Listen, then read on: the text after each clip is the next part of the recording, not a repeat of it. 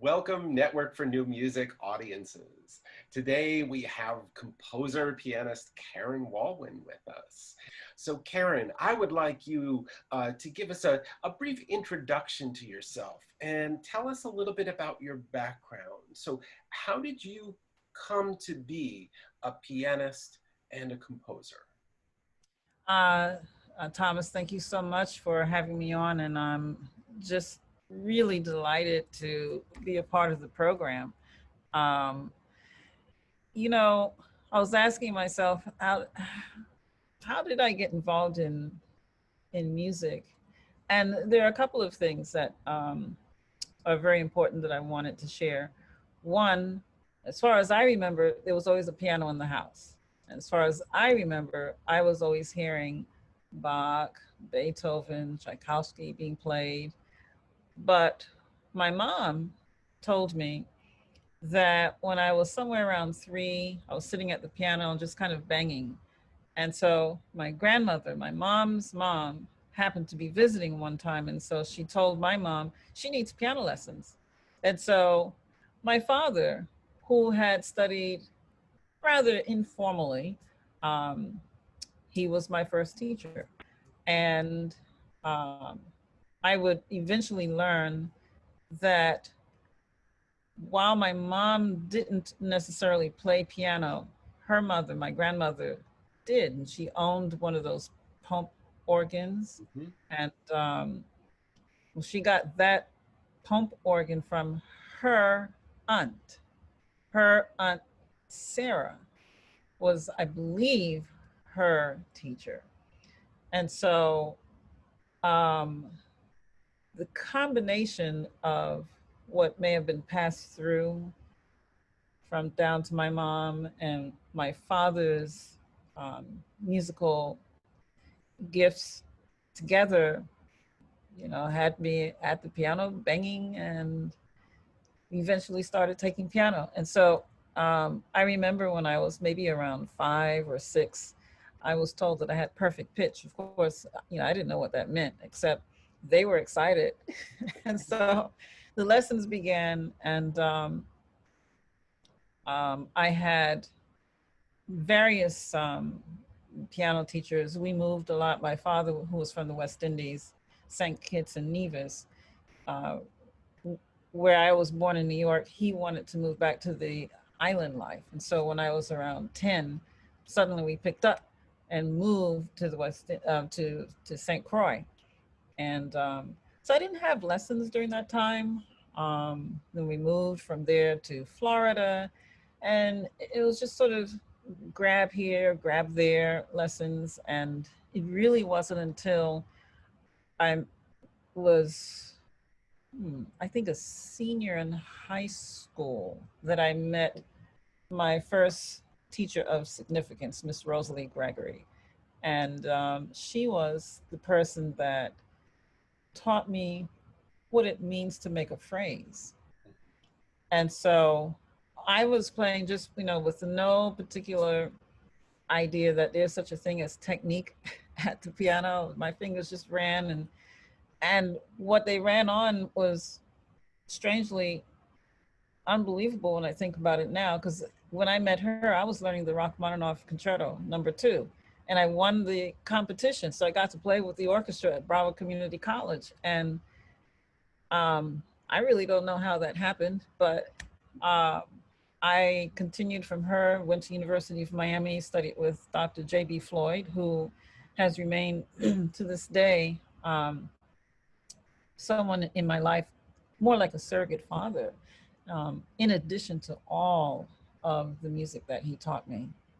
Um, so he was a, a wonderful and is a wonderful mentor for me.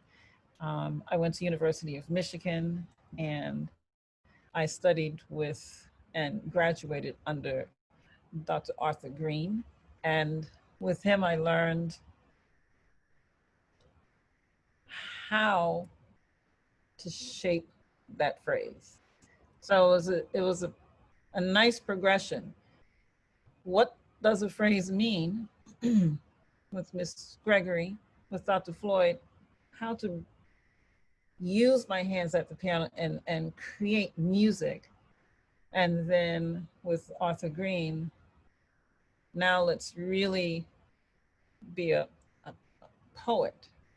And so ever since then, piano was always my focus. Um, but it wasn't until when I was living in Spain in 1996 through 2002 that writing just kind of happened. I don't really have an answer to that one.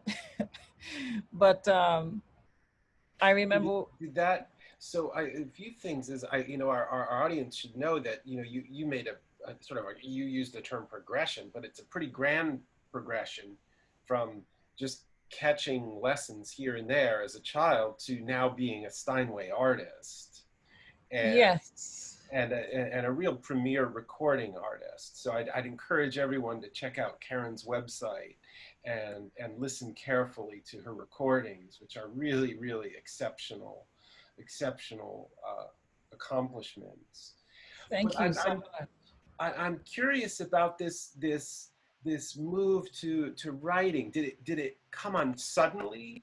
Did it come on gradually? Could you just take us back to that period in Spain when the creativity started to visit you? So it's an excellent question, which I don't have an answer. The best answer I can tell you is that with only one moment before I actually sat at the piano in 2001, in the summer of 2001. One other time, I was a senior in high school, and I think I was finished practicing, and I just grabbed some manuscript paper and a pencil, and I said, "Oh, I wonder what it's like to write." And I wrote two measures, and I put it down. I said, "Oh my God, that is too hard." That was the end of that. And so then in 2001 in Barcelona, I happened to be married at the time. And I don't know how or why, but it was, a combination of the surroundings. I was living in the hills outside of Barcelona in a very lovely home. Um, but this isolation that I felt was incredible, and it was almost unbearable. And isolation from friends, family. Back then it wasn't any of the social platforms that you can just, instantly connect with your loved ones. And um, one day I did sit at the piano again and put out the manuscript and got my pencil and started picking out some notes and wrote them down. And it was like 4 hours to finish four measures. And I was like, okay, it sounds nice. And then I kind of put it down. Well, that September or August, I traveled from Spain to visit my mom in Cumberland, Virginia, and my stepdad, Clarence. And so where they lived was a bus ride, Greyhound bus, to get up to Dulles International Airport. Sure. And so put me on the bus. I got to the airport. Well, I must say, on the way to the airport, there were two strange things that happened. One was the bus driver stopped halfway, around 9:15ish. He went into the gas station and was in there for about a half an hour. No explanation when he came back on, and he drove us to Dulles. Got to Dulles, all these people started running onto the Greyhound bus. There was only 6 or 7 passengers on the bus, but like about 50 people trying to get on the bus. I couldn't imagine what on earth at 11-ish on this morning could anyone be rushing onto this bus for? Saying, get me out of here, get me out of here. I don't care where you take me, get me out of here. And so I got off the bus, getting with my two giant bags, getting ready to go back to Spain later that afternoon. I went up to the KLM counter and I waited for the attendant to look up at me and say, how can I help you? Well, she didn't look up at me for about 15 minutes. And finally, when she looked up at me, she said, can I help you? And I'm thinking that's kind of rude. And I said, well, yeah, I mean, I know I'm early, but I'd like to get checked to go to, Barcelona. And then she looks at me and says, haven't you heard about all the planes going into the buildings and she used the word bombs and Yeah, I'm looking things at we her didn't like, know then. what are you talking about? Because as I said, I was on the bus from 6 in the morning. And so anyway, I'm in a sort of a twilight zone moment, and I start realizing nobody else was in the airport. I was the only person standing at a counter. And then her colleague came from behind this partition, and he looked over at the adjoining counter, which happened to be United, and he looked over with such fear and said, thank God we weren't at that counter. Yeah. Then I started to hear the news in the background. The towers were struck, and suddenly this chill just came over me. I could not explain the feeling that just happened inside of me in that moment. But I will tell you that I would eventually get back home. My mom and my stepdad came to pick me up. I was the last official passenger in Dulles Airport to leave. They had just put up those big giant cement guards outside. Well, I got back to Spain 5 days later.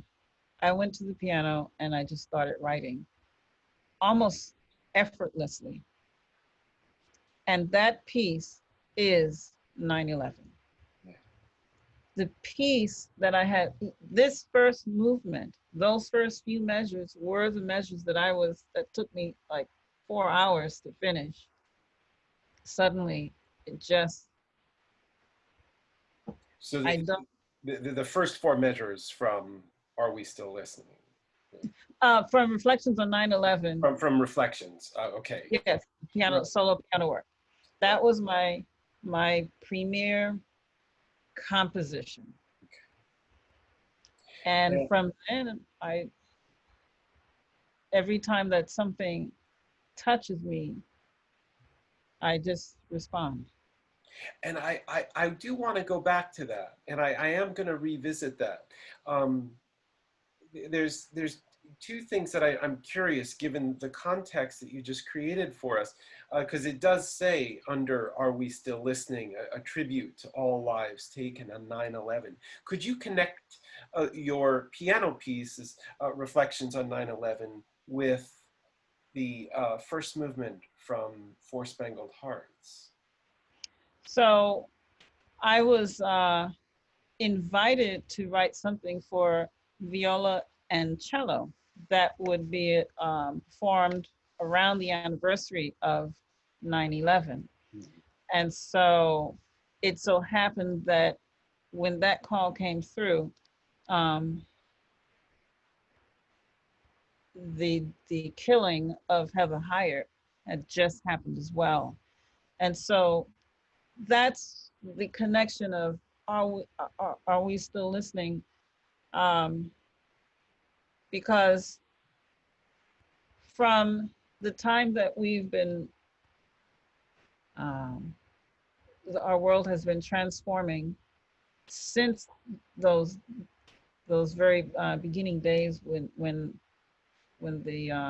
we lost nearly 3,000 Americans, not just Americans, but human lives. My personal question is, how are we advancing as a society?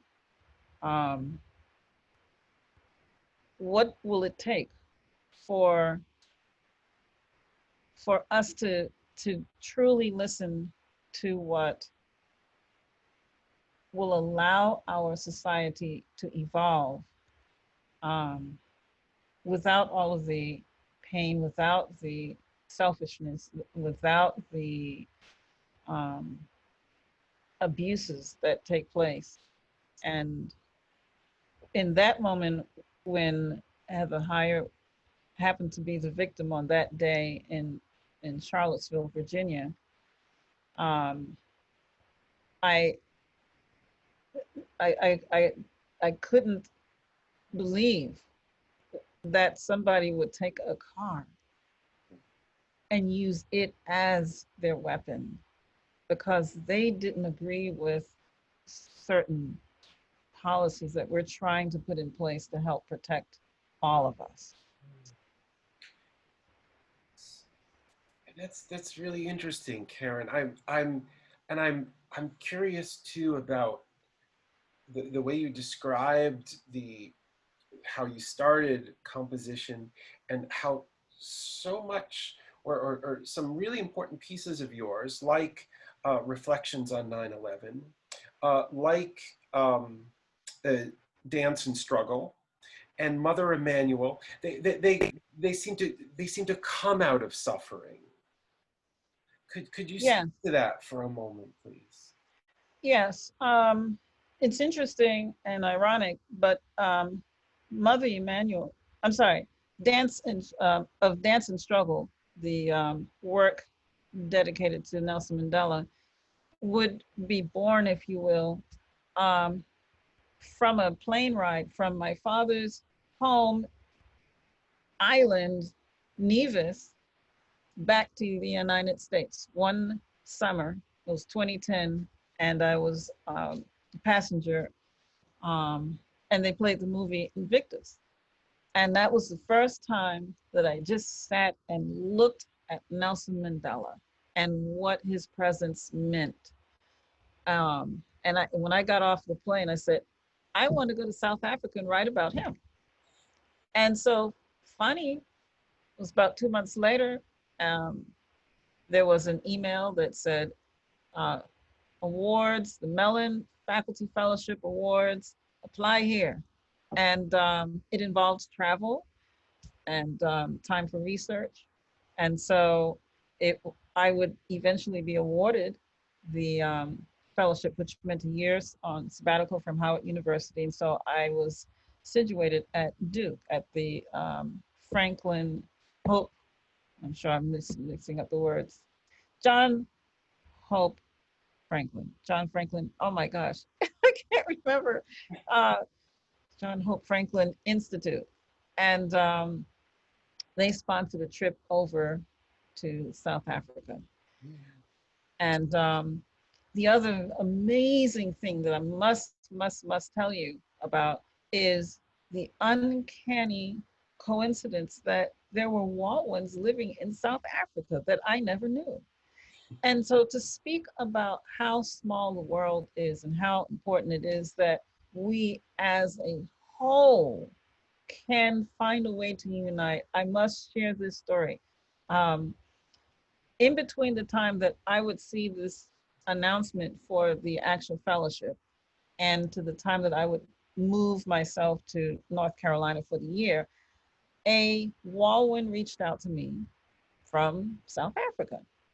Now, why is this stunningly shocking to me? Well, all Walwyns, so I had learned or been told or been brought up to understand, come from Nevis, which means for me, we are all African Americans with this last name. So anywhere in the world, you came from Nevis. So Gareth Walwyn reaches out and says, "Hey, I'm a fellow Walwyn and fellow musician." I was like, "Oh, hi, why are you in South Africa?" But okay, you're in South Africa. And then when the award came through, I was like, "Oh, maybe I can meet with him and say hi." One thing led to another. He said that Walwyn family would be able to put me up in Johannesburg, in Cape Town, in Grahamstown. That's great. And they knew I was coming down for Mandela research. And so Somewhere in the conversation, however, when he said he would be able to set me up and some of the places may not have electricity, I thought, ooh, I wonder what that means. Then it came to me, wait a minute, I really don't know who these these people are. And I'm getting ready to spend 3.5 weeks somewhere with some people, maybe with or without electricity. So I went on the internet, I looked up Gareth Walwyn, and I saw a white guy that came up, said Gareth Walwyn. I thought, okay, well, let me look for the black one. And I couldn't find one. So I went back and I read his bio, and his bio, everything that he had said, that was him. And I was shocked. I said, are they all white? And I'm forgetting that he reached out to me. He reached out to me. Of course, he knew what I looked like, but the fear of what we had learned about South Africa. Well, do I want to go to South Africa? What if they see me and say, no, you can't come into my house? But I will tell you, when I arrived, every single Walwyn was incredibly welcoming. They took me to every important Mandela related location. Hmm.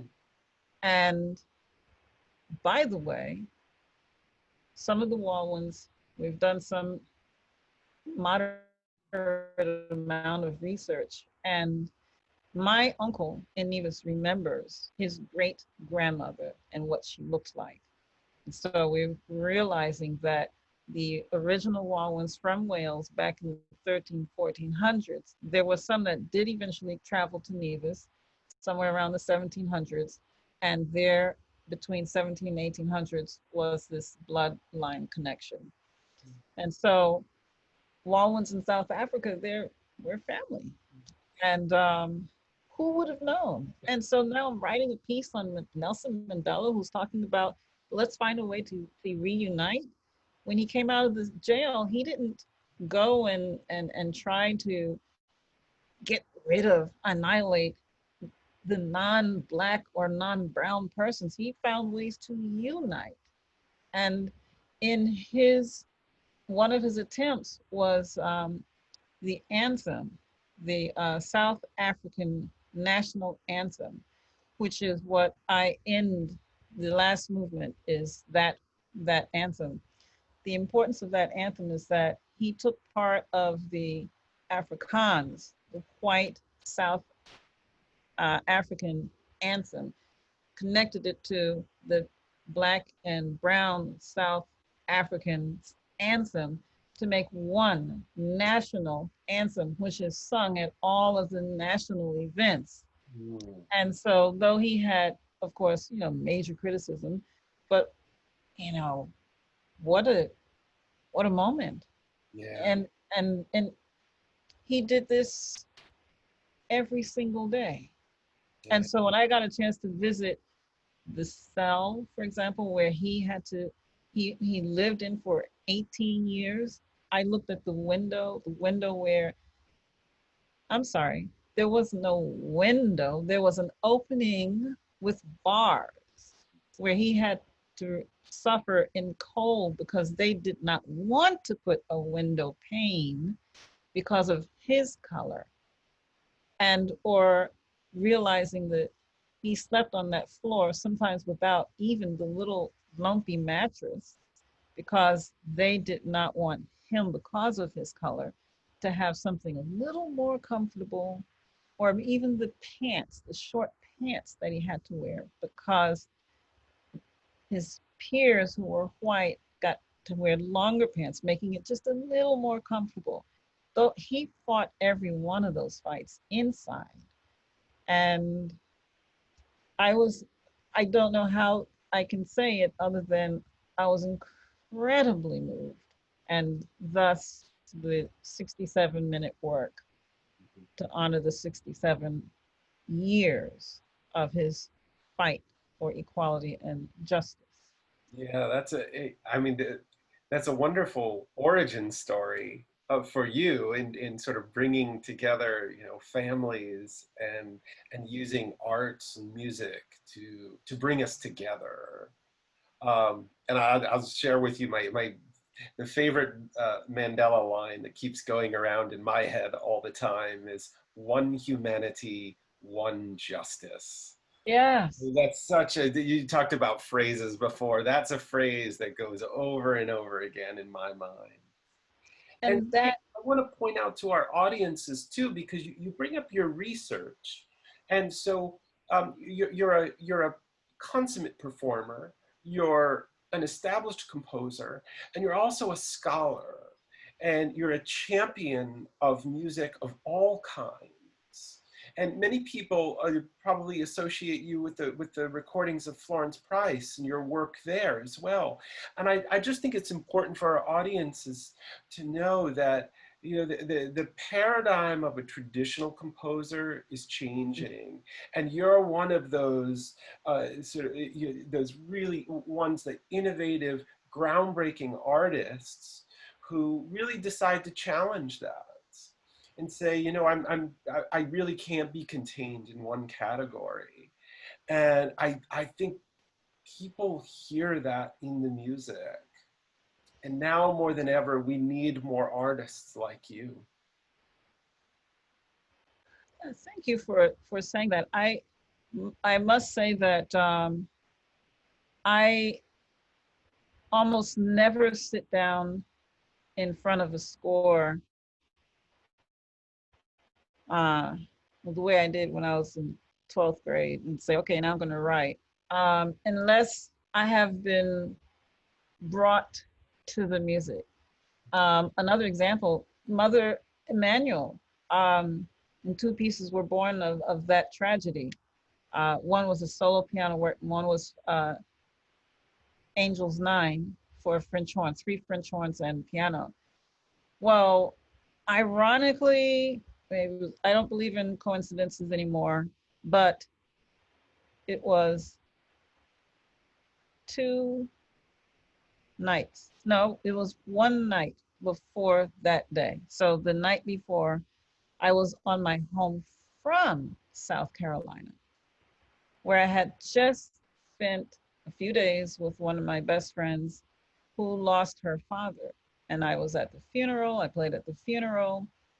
But you know what struck me was that of all things, my friend and I, we love to go to Goodwill. So we went to Goodwill to pick up some things. And oddly, I think it was 3 or 4 people that just came up to me unsolicited, of all backgrounds, and just, hey, how you doing? Oh, that's a nice thing. You're gonna get that? Just conversation. And I left Charleston or South Carolina feeling, what a beautiful city. And next morning I woke up and heard what had happened. Yeah. And I was devastated, absolutely devastated. I got back in my car the moment that it was possible for me to have a meeting with someone in that church. And so it was 5 weeks later, I was able to meet Charles Williams, who was one of the elders. And he knew everything about the history of the church, the history of Charleston, and all of the struggles that would bring us to that moment, you know. And funny, I think I had been in California just a few months earlier, and I went to the museum. It was the Holocaust Museum in LA. And I happened to see on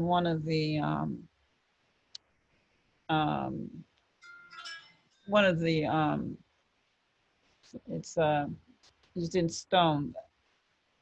It was the date of Henrik Heimler,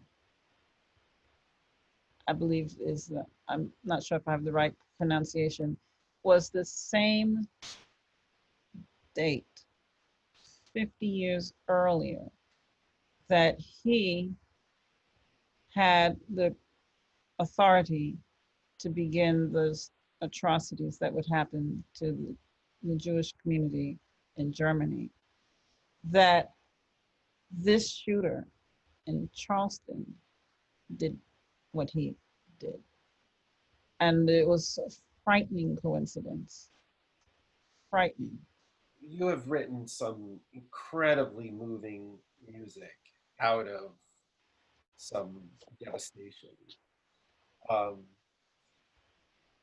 and yet I remember hearing you in an interview, and you were saying that it was important to you that your music was a message to communicate love, forgiveness, and unity. And these are things that I think we sort of desperately need now, and that your music and your career addresses head on. So, in conclusion, I was just wondering if you could talk about sort of the role of music in your role as a composer, performer, and scholar in the 20th century, in the 21st century. I thank you for that question. It's very important to me that when I write with transparency and honesty. And I find that when I am either in the position of performing the work or in the audience of hearing a work performed, that the audience members are able to come up and say, that really touched me. And with that, I hope, even though sometimes you just don't have the right words, but the feeling that you might leave away, I hope that feeling can transcend to a thought or a change in behavior so that the next time that person has the opportunity to communicate with another, maybe help change the way that we look at humans, at society, at us in general. Well, I know the conditions have prevented us from being together, but we are so pleased to feature you on the first concert of our 2020-2021 season. So thank you, Karen, for taking the time to speak with me, and I hope you stay safe and well. Thank you for having me. I'm honored, humbled, and ecstatic all at the same time to have been a part of the program. Thank you so very much. Take care, Karen.